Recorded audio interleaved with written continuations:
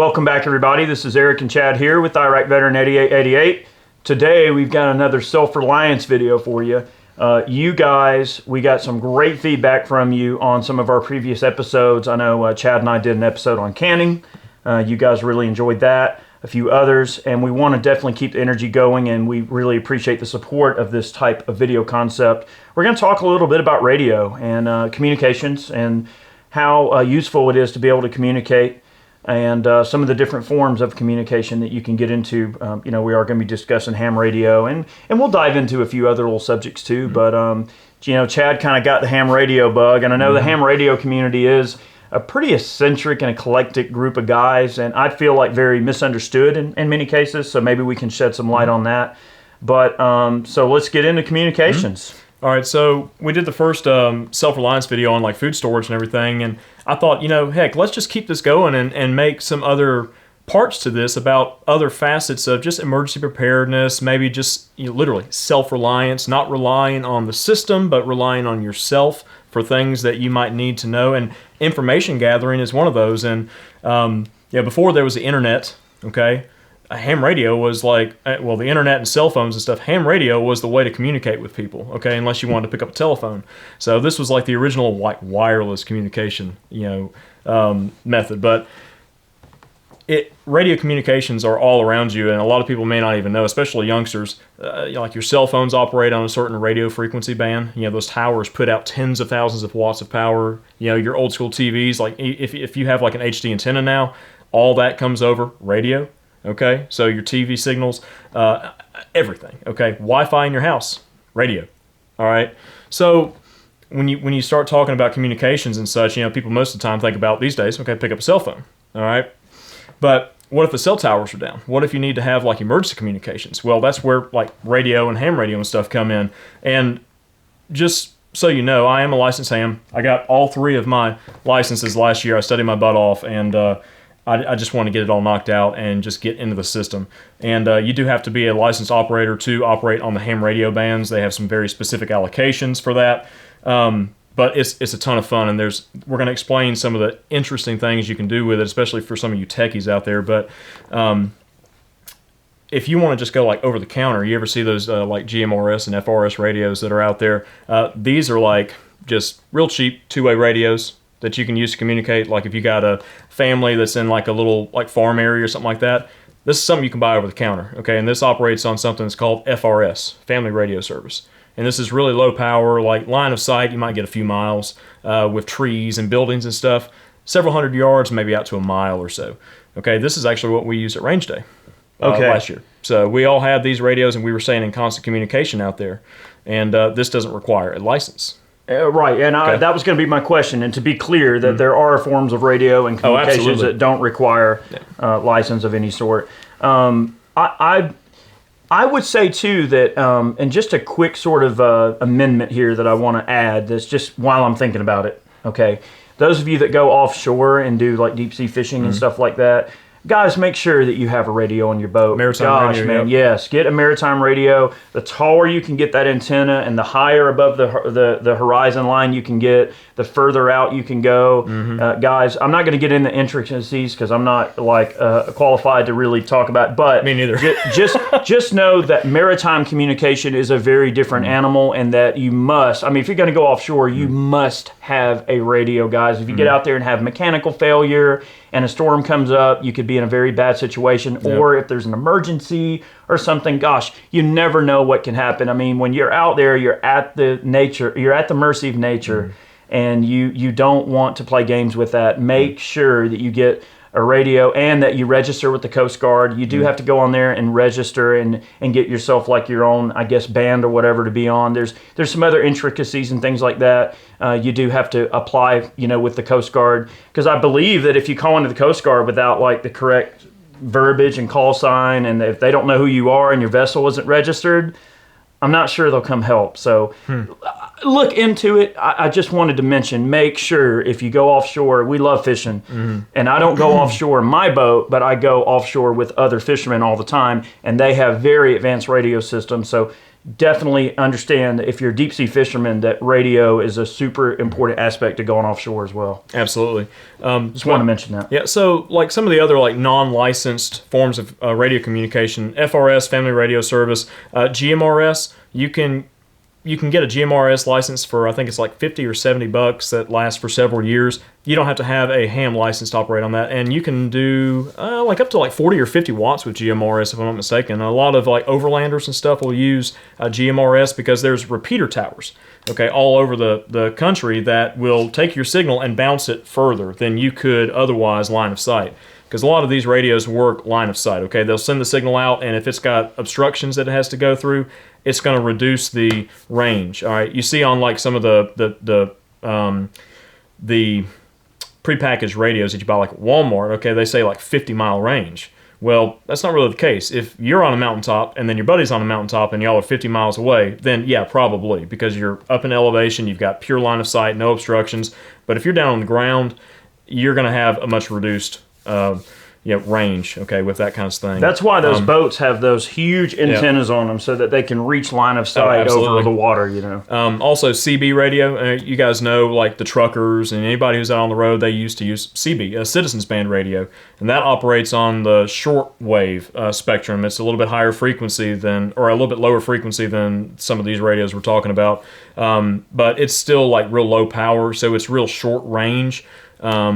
But you don't have to have a license or anything special for that. A lot of folks, were hobbyists back in the day. They would just get a CB radio and they could listen to all the truckers and stuff going down the interstate and all this, fun stuff. Pretty funny banter. Oh yeah, lots of funny banter. But that's where you use 10.4. You don't use 10.4 in ham radio.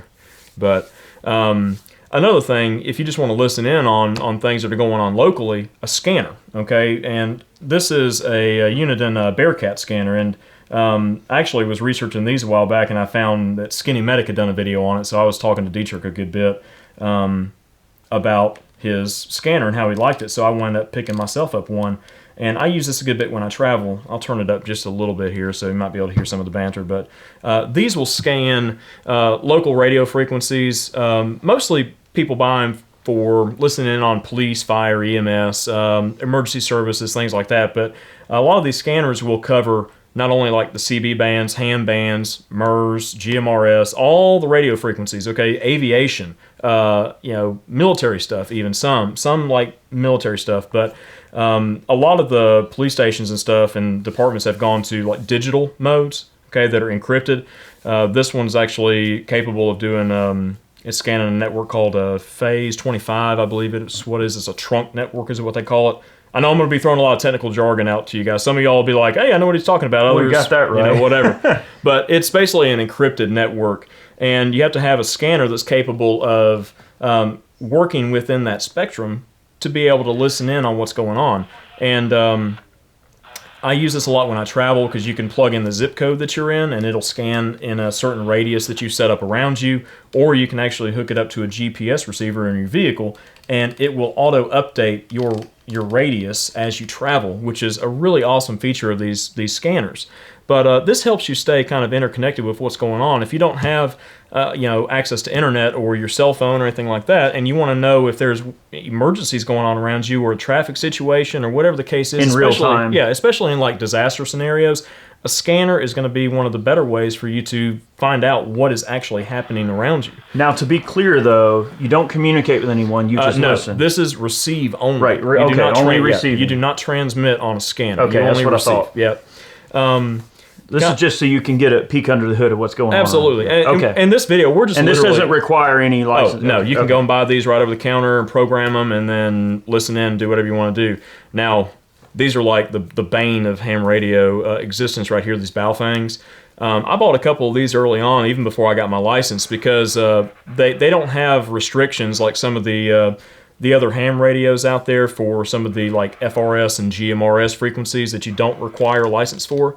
You can pretty much just hop on there and program it, and you can operate on those bands, but they do have power limitations, okay? And that's where these radios kind of get in a little bit of trouble. But I use these with my kids a lot. When they go over to like neighbors' houses and stuff to play, what kind of range you talking on one of these? Oh, like he goes like a mile down the road. Oh, okay. So, but low power, but another neat feature of a lot of the radios out there that you can buy for like ham and stuff is the ability to listen in like on NOAA broadcasts. Okay, so this one I have set up with one of the Family Radio Service bands, but on top I have the weather station. Okay, so the NOAA has a series of towers all across the country, okay, and they operate on 10 different frequencies. And depending on where you are, you tune into one of those frequencies, and you can get up-to-date weather information for that given area, and that includes watches, warnings. If there's a tornado in the area, they will alert you right there. Another cool thing with ham radios, and you can listen into this network. Unless you're a licensed operator and trained for it, you can't transmit on it. But they have a system called Skywarn. Okay, and Skywarn is just a group of individuals, usually ham radio operators, who will, in the event of some bad weather coming through town, they will kind of get on the air. They'll form a net, and they will communicate on what they see going on in the area. So it's kind of like first-hand information on if there's a tornado on the ground and they can see it, and they're checking radar and stuff, they'll report like hail, high winds. So that's the same type of technology storm chasers would use and things like that. Absolutely. And NOAA actually listens in on all those Skywarn networks because that's where they get some of their information from as well. They don't just trust the radar, but they trust people on the ground. And one of the things too with like the amateur radio, just as a whole, like ham radio as a whole is a sense of like public service, okay, and duty to those in your community. So a lot of these people are just volunteers. They volunteer their time, their equipment, and their knowledge to be able to help the larger community around them, which is a really cool, which is a really cool thing. It's also, and I hate to keep going back to like the ocean. I guess I'm thinking about going fishing so bad. I love fishing, but if you're a deep sea captain and let's just say, the weather offshore fluctuates and changes a lot, right? So those NOAA broadcasts would be super helpful. If a fellow captain or if another captain sees something going on, hey, there's a storm cloud out here near buoy 9 or whatever. It's just helpful to have that type of a situation and that type of setup in place so that, things can get dangerous offshore. Yeah. And you want to make sure, so there's other aspects to it. Oh, yeah. And there's like weather observation buoys and like towers that are out there in like the Gulf where we fish a lot. You can listen to broadcasts off of those. Those will pick up information as far as I know.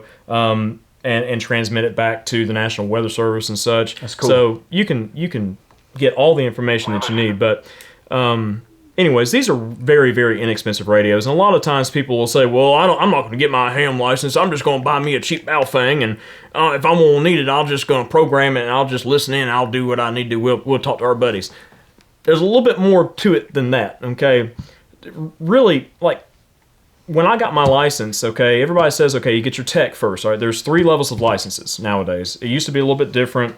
I might cover that, but you've got a tech, a general, or a technician, a general, and then the extra, okay? And each license level opens up more of the frequency allocations to you and some of the bands. If you're a tech, currently you can't operate on any of the high-frequency bands, which are your long-range communication bands, okay?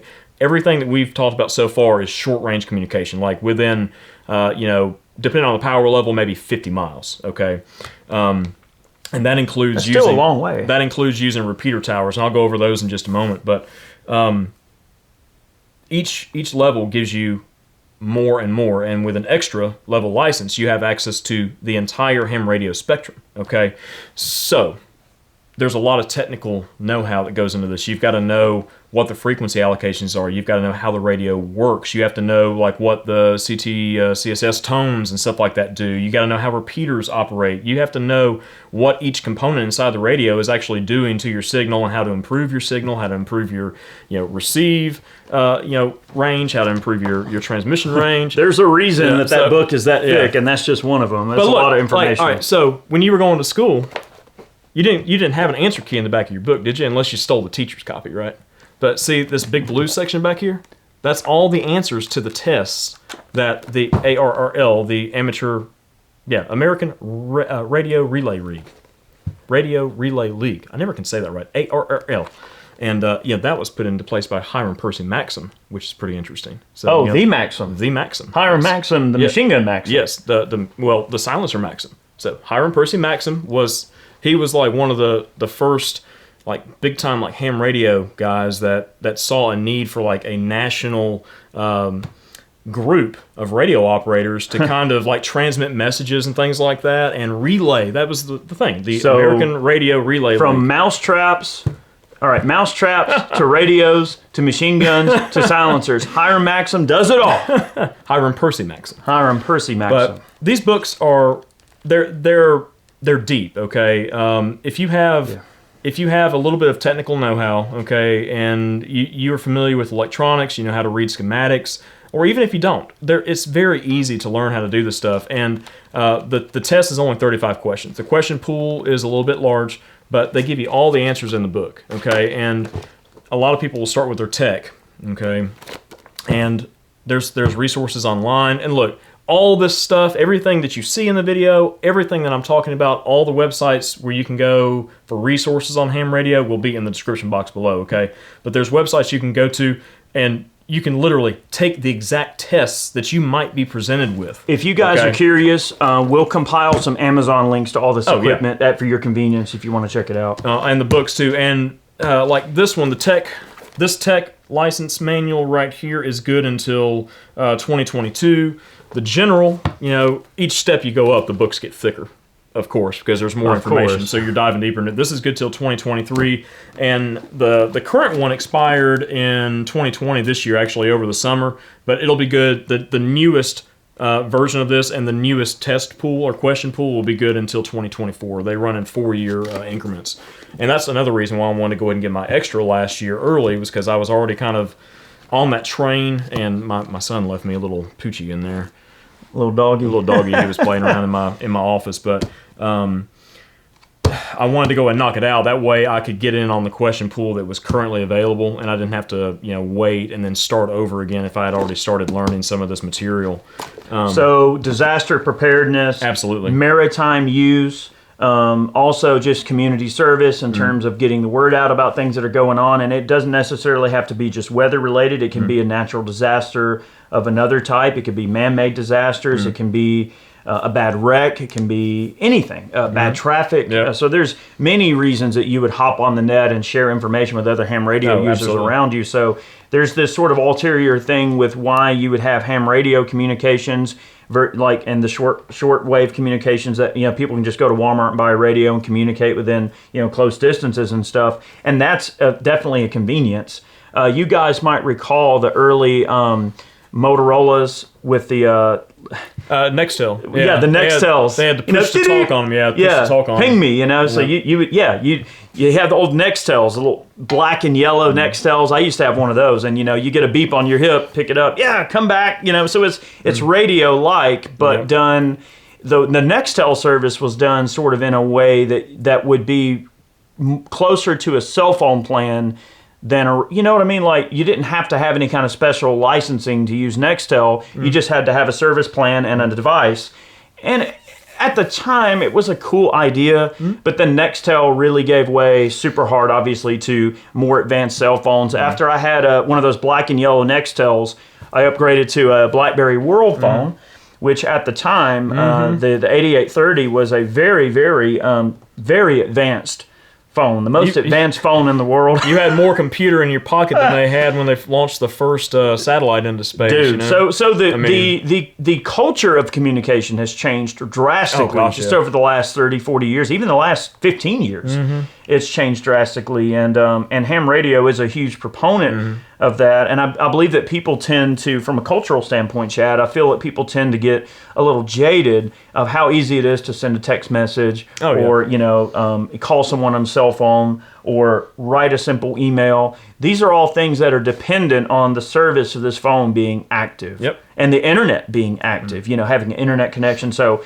if the cell phone tower shut down, if your internet connection was gone, well then guess what? This thing's useless, right? So ham radio is definitely a great way to bridge the gap between the stopgap of communication beyond just relying on cell phone towers that are ran by large, you know, corporations and big companies, and then relying on the internet companies and the satellites to stay up in the sky. Remember too that these cell phone towers, like any radio tower, you know, it puts out power. Okay, you have to have electricity and power to be able to amplify your signal and broadcast the radio waves. Cell towers are the same way. If there's a big power outage, okay, the grid's down in a large area, unless the cell towers have some sort of generator backup or some sort of battery array with a solar system to be able to keep those batteries topped off, they're not going to be able to operate, so then your cell phone is going to be completely worthless. Okay, to a certain point, and we're going to talk about that in a little bit as well as we move down the line. But I know where it's going, but I'm going to let you do. So, you're doing a good job with it. All right, so far, we talked about regular like handy talkies. Okay, that's what these little guys are called, handy talkies.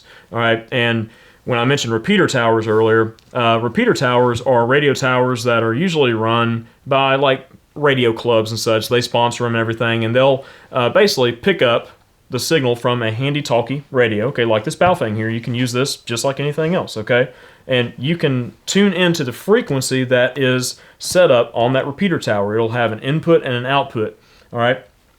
You tune into it and you broadcast onto that tower, and you want to talk to your buddy who's on the other side of the county or whatever, and that repeater tower will pull your little 5-watt signal in, and then it'll bounce it over the horizon to your buddy on the other side of the county, and y'all can talk, from say 20 or 30 miles away via that repeater tower. As long as you can get in and hear that repeater working, then you can broadcast on that tower.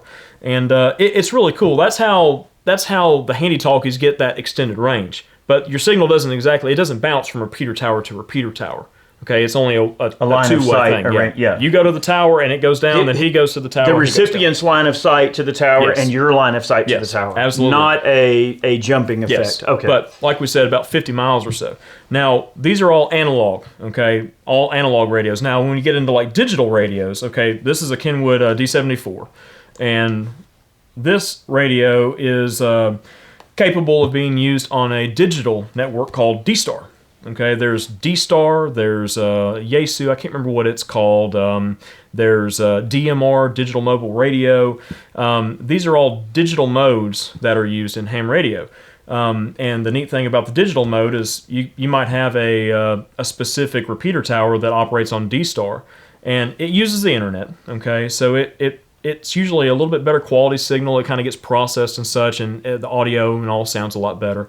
But the cool thing about a digital radio is you can use one of these little guys. This is a radio hotspot. All right, and this is an open spot 2. I can plug this into my computer, and I can use this like a little modem, more or less. I can connect to this, and then via the internet, I can use 1 watt of power to connect to people all around the world with this in my computer. Now, it's dependent on the internet. That's just something that you can do. This is part of getting into like some of the digital stuff, okay? But you got to have the internet to be able to use this sort of system.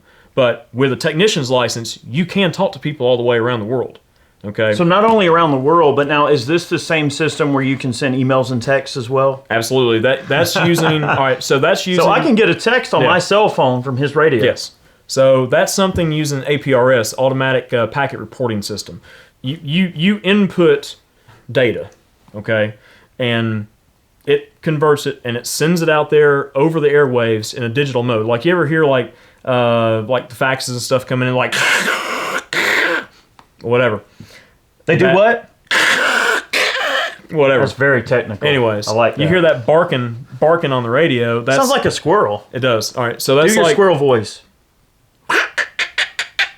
It should sound like that. All right. I think the white noise should be changed to that instead. 22 Plinksters around the corner. He's going to get me. Yeah, you're going to get shot in the head with a 22 in a minute by Dave. But APRS is really cool because you can send like text messages and stuff over it. And there's a vast network of APRS users that are basically like mapped out on a service like APRS.fi. It's a Google service, but you can hop on a map and you can see all the APRS users around you, okay? And if you've got buddies that are in ham radio and stuff, you can see where they're at. And like if my buddy has a Kenwood as well, like I do, I can actually just directly connect with him if I happen to see him pop up on my radio over the APRS network. And we can send texts and stuff through the radio to each other. But not only that, and this... You can get a lot deeper into this stuff. I'm literally giving you guys just a very, very brief synopsis of some of the interesting things that you can do with radio and some of the things that you don't need the internet for. Okay, like APRS. You don't have to have the internet to operate on APRS. The International Space Station has some repeaters on it, and there are people that bounce signals off of the International Space Station and talk to people hundreds of miles away as it's passing over. Okay, and you can send APRS messages up there. So they'll just the modem inside will just kind of decode those messages that you send, and it does not require the internet, which is so neat. And then also there's a service called SMSgate. So that's what Eric was referring to when he's talking about me text messaging him. So SMSgate allows me to originate a message like on my radio, and I can do this with this radio. I can do it with the 710 that I've got in my vehicle. Can you send me a text now? Yeah, I will. Maybe. Put him on the spot. Well, you put me on the spot. Hang on. Well, the thing is, I've been playing around with this thing. Oh, And I've got okay. it set up a little bit different right now. But in theory, yes. In theory. Gotcha. So I can type out a message, and I can address it to SMSgate. And basically what it does is it'll take my message that's originating in the ham radio space, and it'll send it to an APRS digipeater. It's like a repeater tower, okay, more or less, or a repeater. And it will send it over the internet. Okay, if the internet's available. If not, it will send it just kind of across the airwaves, and it'll send it where it needs to go through the APRS network, and it'll wind up on the cellular network and then go to his phone. And then he could send me a message back. It's basically just at my call sign, okay, like at KX4UR, and then he sends his message, and it goes from the cell network back to the tower, and then over to the ham radio space, and then back to me. Oh. So you can send emails that way as well, and it's a neat way for people who are going, like, say, off-grid, okay, to communicate with nothing but a handy-talkie. Now, it's all dependent on whether or not you're in range of a digipeater. Now, some people will go through the extreme thing of setting up their own little digipeater in their vehicle, okay, that'll boost their signal and send it out over a larger antenna and such. And that's a way for you to kind of keep back in touch with family and friends and stuff. Like I could let my wife know that I made it to the campsite or whatever if it's in a black hole cell service. Good point. And I don't have to have the internet. I don't have to have the cellular network. So overlanding, Absolutely. camping, being off the grid, being Yep. out in the middle of nowhere, Absolutely. away from towers. Okay, You have to be in range of some sort of digital like APRS repeater system. but like they're a more digital efficient than a cell phone. Oh, much more. So, Okay. But you have to That's be in important range then. of it, and it gives you that option. Okay. Now, this is an analog handy-talkie. This is just a single band, okay, a little Kenwood. This on the back is a TNC modem. Okay, this is a terminal node controller, and it just plugs into the radio, and this gives you the same capability over APRS that this radio does at a much lower price. If you already have an analog radio and you want to get into APRS and start, doing some of the text messaging stuff and all that, and some of the other things that you can do with APRS, you can buy one of these terminal node controllers, pop it on your radio, and then you use your cell phone, okay, to see. You can see what's going on the network, all via radio. Okay, the maps will pull in data over the internet if it's available, but if not, it'll just pull in data that's being spread out through the APRS network without the internet. And you can use your phone to send your SMS messages and such through SMSgate through your little radio here. It almost uses the cell phone kind of like a network extender in a way, kind of. Yeah. Like it makes it an integral part of the capabilities of this. Oh yeah. Of this radio. Oh yeah. All right. So this is all, like I said, short range stuff. Okay. Now when you get into here, let's set these over there. Yeah, kind yeah. of the side. We'll move some of these All right. out of the way, and I will briefly here in a moment. I'll discuss a few very basic niceties of military communications. Oh, yeah. It was a little bit different. So when we get into the high frequency stuff, like I'm going to show you in just a moment here,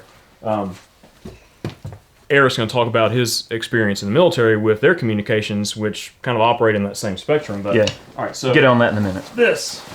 All right, so handy talkies, and then all right. Remember the radio in the bag? I don't know if you guys follow us on Instagram or not, but I was kind of setting it up a little bit, but I'm still missing a couple of parts. I still don't have my solar panel, but all right, I have an entire high frequency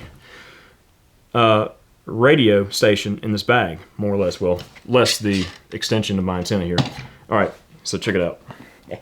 This is pretty Now, cool. this is the thing that you were telling me about when you were mentioning your solar panels Yes. that sit on like the roof or the hood of your vehicle. Yep. You roll it out, and you got a kind of a roll-up solar panel. Yep.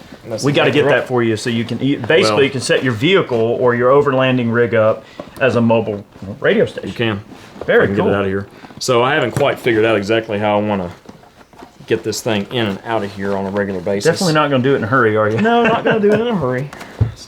This is more about capabilities for sure, you know, being able to do something. My Velcro is hung up on the inside of this Vertex bag. There we go.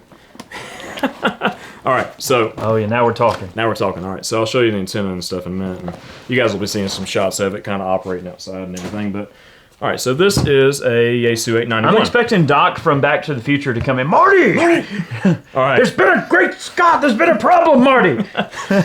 So this is a radio that's pretty cool because it'll operate up to 100 watts. And when you're talking about like 100 watts on high frequency, you know, you can get a long way. Now, high frequency radio, this is more like the shortwave stuff, okay?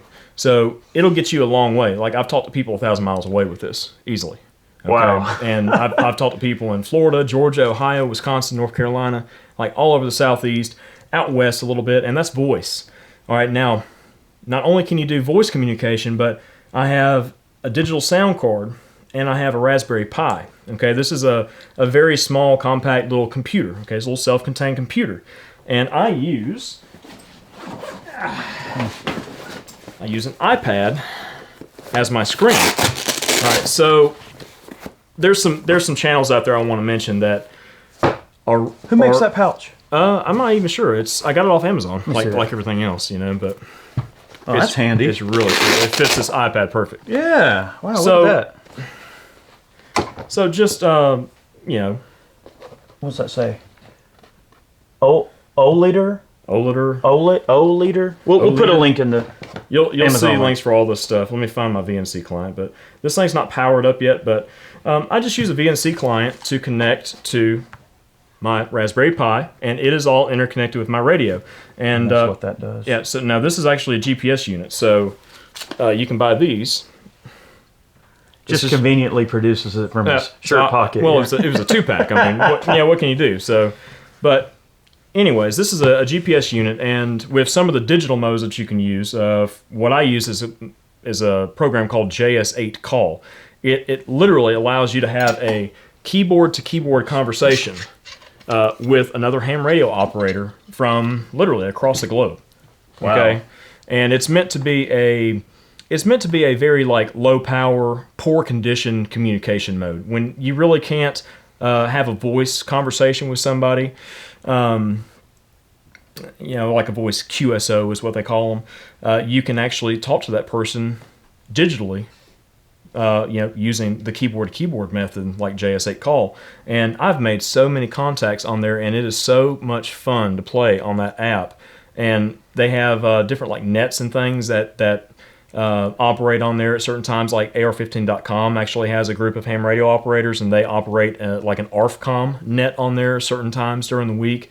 I have not been able to get on there yet to participate in that, but the digital modes require exact time, okay, to operate properly. That's where the GPS comes in. So I can hook up to the GPS satellites that are floating over me to get an update to my real time on my computer here without having any connectivity to the internet. So this is self-contained, and I use a battery that's in a box, literally.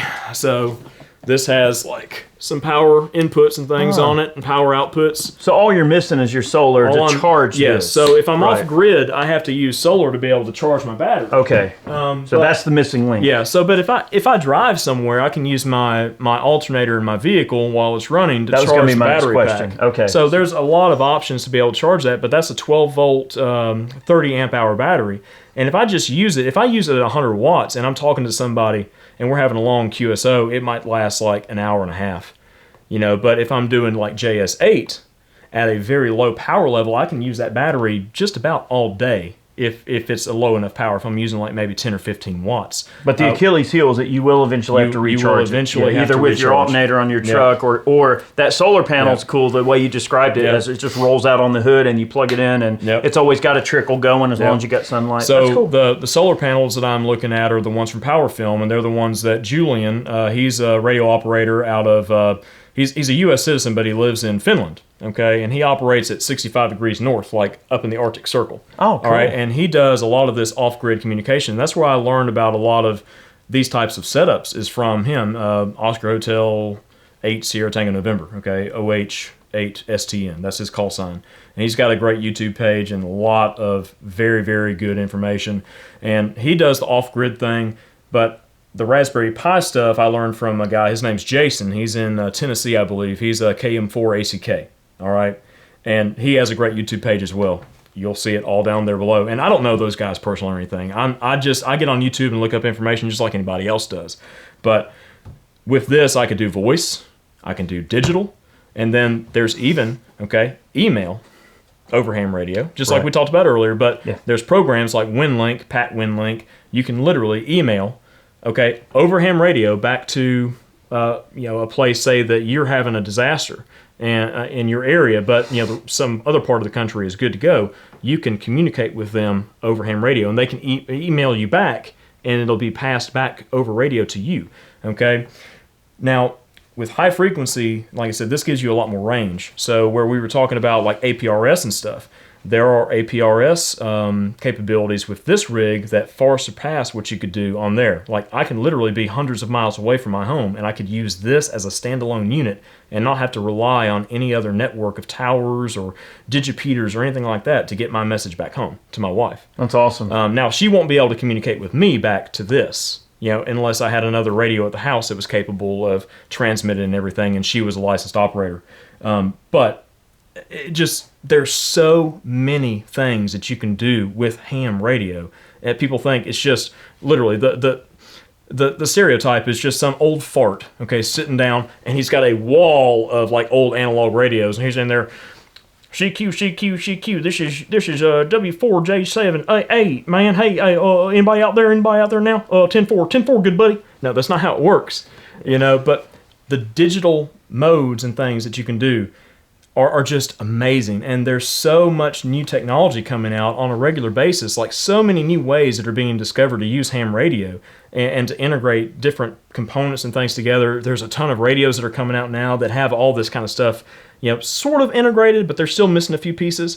And that's where the military stuff comes in, because, this is the kind of system that the military would use. They would use high-frequency radios, and you'd see like the old movies and stuff where the guys running the radios in their back, and they got a big antenna sticking up, right?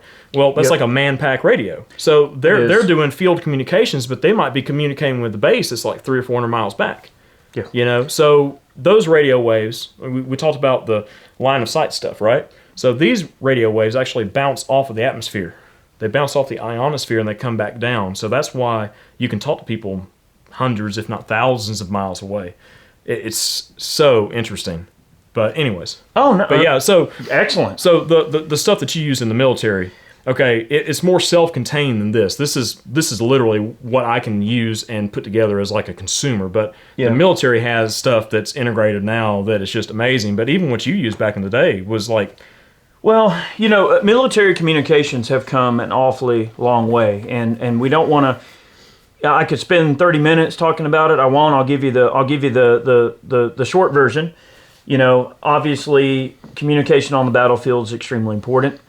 It's one thing to be communicating about a tornado flying around, and yes, that's life and death. But the military takes communication very seriously, and they also take encryption of that information very seriously. And there's a lot of things that would be certainly in like OPSEC territory that, and I'm not even going to claim to know anything so deep that I couldn't tell you about it. But in 2005 in Iraq, there was a lot of technology that was relatively advanced for the time, I would say. And obviously a lot of the stuff they're using now is much more advanced, but the encryption is really important because on the battlefield, it's not just your friendlies that you need to communicate with, but you need to keep the enemy from being able to listen into your transmission. So it becomes a slightly more complicated endeavor, and I'm not going to go into every tiny detail, but essentially we would have a little black computer that we would take to the Command Operations Center, or COC for short. You go to the COC, and you get the code for the day. So they would have a code, an encryption code that they would put in the computer, and then you go and you program the code into your radio for that day. And there's, of course, a whole process you have to go through, and it's all manual. You know, it's nothing like Wi-Fi or digital or wireless. You have to plug it in and you have to program it. And then once you have your code for the day, you can communicate back with the Command Operations Center and with your fellow trucks that have the same code. And that allows operational security to remain intact in a military environment. Now, if the enemy can listen in and pick up your radio signal, but it's going to come through as just white noise, they won't hear what you're physically saying. Now, what's going on now, you know, they very well could have like a frequency or code hopping system that works on like a timestamp. And maybe even the computers we use in 05 might have had a similar timestamp. I'm not going to claim to know the intricacies and ins and outs of that. I didn't program the radios very often. I was the gunner, so that wasn't my job. Although I did always watch our guys do it, and it was really cool. Anyway, what I do want to mention too is we also had a system called the Blue Force Tracker system, and there's also a system called a Warlock system. So when you think Humvee, like I know a lot of people think a military Humvee because they look at Humvees that you can buy on the surplus market and they think, you know, some falling apart, soft top with no real functionality other than the fact that it's a Humvee. But when you're overseas in a military environment, Humvees are quite advanced. I mean, they have air conditioning. Many of them have air conditioning. They have advanced armor, bulletproof windows. They have computers in them with a Blue Force Tracker system. They have a Warlock system. So a Blue Force Tracker is essentially a very detailed GPS that encrypts. It's an encrypted GPS system that shows the location of all the other units. So Blue Force, like you hear the term blue on blue. Blue on blue means there's been a friendly attack another friendly by mistake. That's what we call blue on blue. So Blue Force Tracker, all right, obviously that name means that we're tracking our blues, our friendlies, okay? So the idea is that on a Blue Force Tracker system, if I'm on the computer in a Humvee, and now bear in mind, this is 2005. Now it's probably way more advanced, but at the time, it was some pretty advanced tech. And of course, you can still play solitaire on the computer, which is kind of cool. But anyway, so you pull up Blue Force Tracker, and let's say that you get a call over the radio that another friendly blue unit, a friendly unit is in trouble. You can look on your Blue Force Tracker, and it's like a GPS system. You see where they are, where the distress signal came from, and then you can, bam, pop a route straight to them. All integrated, all easy, all instant. Very advanced technology. So Blue Force Tracker is neat. I personally have always thought very strongly that the civilian world needs almost a Blue Force Tracker, almost like a Patriot thing, like maybe where you could have 30 or 40 of your closest friends on a system, on a self-contained and private system where you know where they're at all times. And if you think about it, like your cell phone, right? If you show your location to a family member on your cell phone, then they can pull up their cell phone and click you on the map and they can see where you are. Not unlike that type of technology, but actually pretty advanced for 05. Now, the Warlock system, all right, now I'm not going to give like some complete spill on the Warlock system, but the reason that I feel like it falls into a communications video is so that people need to understand that the military has access to some pretty gnarly technology, and military and police communications can be very different from civilian communications. Now, not all police communications are encrypted. That's why you have a scanner and you can listen in to certain frequency bands or whatever, and you can hear communications from your local, EMS, firefighters, police, what have you. Now, some departments, or maybe some specific subunits within the department, like maybe the narc guys, the drug guys, or maybe the SWAT team wants to encrypt their information because they have a sensitive operation that they're carrying out that could certainly be a very dangerous operation, and they don't want people to be able to listen in, and they must maintain operational security, or what we call OPSEC. Warlock system is a completely different thing. Warlock system is not communication. Warlock system is early prevention, okay? So overseas, and I don't want to get into this like super detail, but I'll just say that the way the Warlock system at its basic core, the way it works, is it is constantly pinging a variety of different signals, right? Like, so when I push a button on a cell phone to call someone, it sends a signal, right? So the way that a lot of these guys were setting off these improvised devices and trying to blow people up and things is they would use some form of an electronic device that's going to emit a signal, and there'd be a receiver on the device that when it detects that signal, it explodes the device. And it can be very simple. It can be anything from a garage door opener. And again, I don't want to get in on this because I don't know if it's operational. I don't know how OPSEC it is, but anyway, there are a variety of different ways to send and receive even the most basic of wireless signals, from a garage door opener to a car alarm, a car clicker, right? So the idea, at least at its core, being that the Warlock system has an integration of all those different types of signals and sort of a bank of them, so to speak. And as you're rolling down the road, this thing is constantly pinging in every direction and it sends them out in such a fast frequency that it's like it's bum rushing anything that might be in the area. So the idea being that it works, maybe a few hundred yards away or whatever, kind of close distance, but far enough away that if it will set off the device. So if it's an electronically ignited device using electronic signal, that signal will push to that device and set it off early before the truck is close enough to the device to be injured by it exploding. That is very interesting because, look, all those things operate in the RF, like radio frequency arena. Well, a garage door opener is essentially a basic device. RF, RF frequency. So the thing about it as well, when you see these Humvees, and I'll leave it at this because I don't want this to be super advanced or whatever. I'm not trying, and I'm not even qualified to discuss the niceties of how advanced those systems are. That's just a basic exposure based on my experience. Now, so to be clear, I'm not an expert. So on the Humvees, you'd also see those big old like A-frame, like rack frames that hang off the front of the truck, like 30, 40 feet. And they've got the big old rubber dongle hanging off of them. And a lot of people wonder, what the heck is that thing about? It's for tripwires. So if a device was set up on a roadside bomb or something, the idea being that this would trigger the device early enough to provide a little bit of extra space, and especially on shape charges. And again, I don't want to get too far into this, but the most destructive thing to up-armored Humvees over there were shape charges. And shape charges have to be aimed in a precise location to do the damage that they intend to do. Sometimes even a 20 or 30 foot difference can mean the difference between the engine block getting hit with a shape charge or not. So if it's a tripwire, so it has to factor in the different trigger methods of how those devices are set off.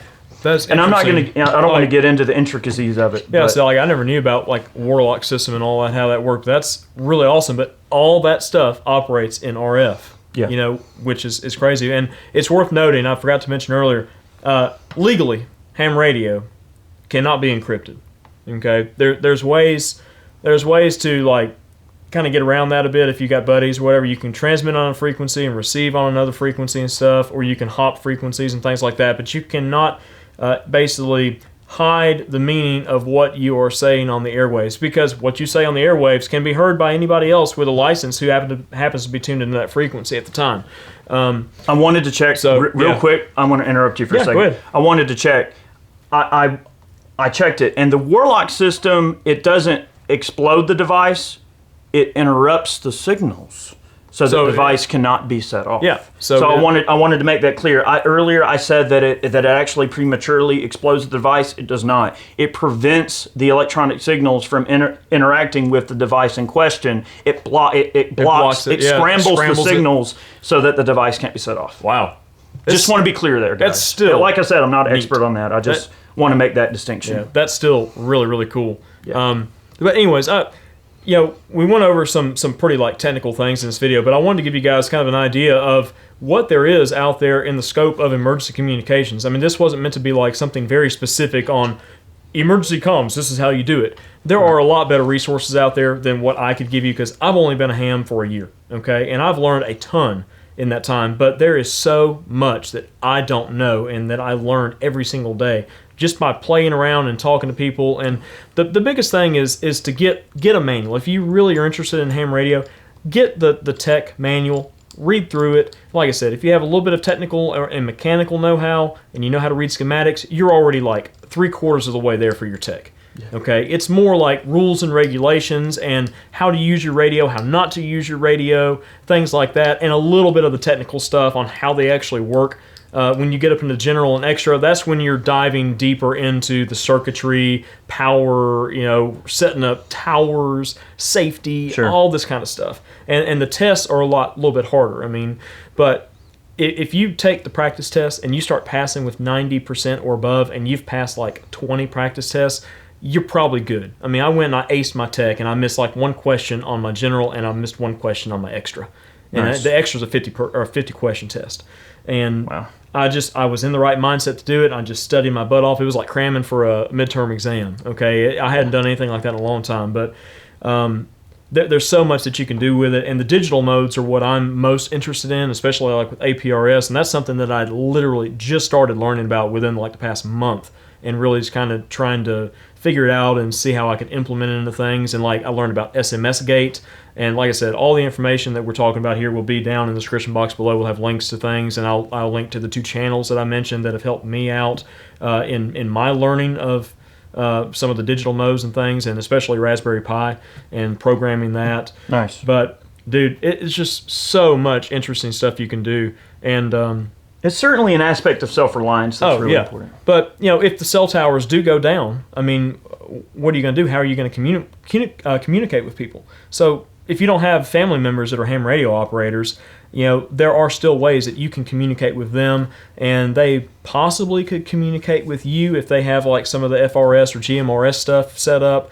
Other than that, I mean, in an emergency situation, just have have an extra handy talkie over there. It's like, hey, if there's anything crazy going down, just hit me up on it, especially if you're in range. I don't think the FCC is going to come banging on your door or anything, but we do want to stay within the color of the law as far as things go. The only thing I'll add before we leave today on the video is that entire societies and civilizations have lived and died by their ability to communicate. Oh, absolutely. Communication is one of the most important things, not only for the battlefield, but for a civilized society that there possibly is, right? Mm-hmm. Communication's super, super important. And when you look at battlefield communications, especially in modern wars and with the way we look at today's battlefield, communication, if you can out-communicate your enemy, and if you can communicate things to your friendlies that your enemy can't, hear or intercept, you're one leg up, right? Mm-hmm. Logistics, communication, there's a multi-pronged facet to winning in those situations. And the modern war requires a delicate balance of all of those things, supply lines. I mean, we won't get into all of that, but there is a tiny microcosm of it that exists for the civilian world, even in times of peace, and that, those basic principles of ham radio operation that Chad discussed in this video, which I'm not even going to pretend to know a fifth of what he talked about in the detail that he does, but the intricacies of that, though, can still be applied depending on the way the situation changes. So as a ham, and you have the ability to provide these communications, in a disaster situation, you then become sort of the first line of communication and the first line of preparation. And ultimately, it's a very important duty for your community. I mean, I feel like every community needs to have a certain amount of hams, and it's important to maintain that open line of communication in a disaster situation. Well, hey, speaking of, that's the only way that folks in Puerto Rico were able to get any sort of information out after, I think it was Maria, that just devastated Puerto Rico. Yeah. So they used ham radio operators exclusively for getting communications out and receiving communications in, because everything was destroyed. Like, what you need to do next? I mean, you've got to contact some dudes on like a Japanese fishing vessel catching tuna. We need to get friends with those guys and have them bring us some tuna. Look, I did have my first maritime contact up in Michigan. He was off the Great Lakes, I believe. Or no, I'm sorry. No, he was over in Virginia. He was in one of the waterways over there, but it was a maritime contact over JS8. I was like, yes, that's cool. It's like 500 miles away. Wow. Like, man, that's neat. I contacted a boat. But he's just kind of cruising around. So that's right, whatever. Man. But yeah, it's kind of weird to think like maybe one day you could be listening in and hear like some like KGB Russian signal or something. Look, you can get online and look up the number stations and stuff, and you can tune into like the number stations. They're still out there. It's weird. Have you ever seen those YouTube channels that all it is white noise from number stations? Yeah. And it's like hours of number station white noise. But then the transmission, it's literally white noise until the transmission comes through, and nobody really knows like what they're for. Yeah, but those weird codes. Have you seen those? Like they'll just transmit these weird codes, these numbers at some portion of the day, and it's the weirdest thing ever. They're number stations. It's all like super clandestine, like super spy type stuff. I mean, nobody really knows what they are, what they're for. Not really in the truest sense, but I think it's a recruiting tool, and I think that if someone can crack that code, then they know how to get in touch, and then they can get recruited into their organization. One other thing I wanted to mention before we leave is some of the aspects about ham radio that a lot of people like are like competitions and contesting is what they call it. So there'll be guys that have, $10,000 plus rigs, okay? They've got a giant tower with a huge beam antenna on top of it that they can turn and they can direct exactly where they want. And these guys will talk to people like thousands of miles away. And there are contests for like country communications. Like, have you contacted someone in every country on Earth that has other ham radio operators? No matter what area you get into, whether like, it's there's always guitars, guns, cars, boats, doesn't matter. The ham radio guys have got to measure as well, if you know what I mean. So they've got to have their measuring contest. But these guys are pumping like 1,500 watts into these towers, okay? Yeah. With just these crazy rigs, and you could talk to people voice, okay? If the conditions are good, 1,500, 2,000 miles away, 2,500 miles away. I mean, 8,000 miles away. It just depends on if the conditions are right. That's right. But guys, just like watch some videos on the history of ham radio and just check it out. And if you're interested in it, like I said, check out some of the resources out there. There's a lot of great YouTube channels that put out way better information than I can give you in this video. And it's a cool hobby. It's just one more hobby. I'm like, dang. I mean, my wife was like, "You're getting into what? Like ham radio now? Like, oh my God, when am I ever going to see you?" But anyways, if you guys are interested in some of the equipment here, I'm sure Chad's going to compile a list and check the Amazon links down in the description box below if you want to check out some of this equipment. If you're interested in it. And guys, thanks so much for listening today. I apologize if my contribution to this discussion was probably less than helpful. No, but I didn't know anything about those systems. I had no idea how the military radios really operated, but that's the biggest thing is what we want to talk about was like the encryption, because military, encrypted, police, like encrypted, but ham radio, non-encrypted. Yeah. So that's the biggest thing. So yeah, and I appreciate you guys, tuning in. Consider going over Ballistic Inc., picking up a T-shirt. If you appreciate these type of videos, let us know. We'll make more. We've definitely got some other self-reliance things that are going to be coming down the pipeline. So we really appreciate you tuning in. Have a great day, and we'll see you next time. See you guys.